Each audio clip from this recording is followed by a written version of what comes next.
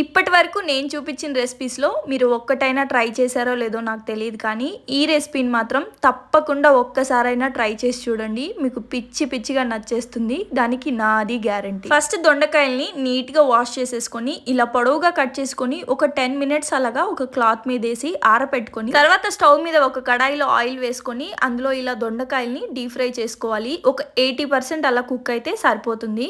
తర్వాత అవి తీసి పక్కకు పెట్టేసుకొని, స్టవ్ మీద ఇంకొక కడాయి పెట్టుకొని అందులో ఆయిల్ వేసి పోపు దినుసులు పల్లీలు వేసి అవి కొంచెం ఫ్రై అయిన తర్వాత ఎండుమిర్చి అలాగే వెల్లుల్లి కరివేపాకు వేసి అవి కూడా బాగా ఫ్రై అయిపోయిన తర్వాత పచ్చి కొబ్బరిని తురుముకొని యాడ్ చేసుకోవాలి. 1/2 కేజీ దొండకాయలకి నేను పెద్ద చిప్ప ఒక సగం చిప్ప వరకు తీసుకున్నాను.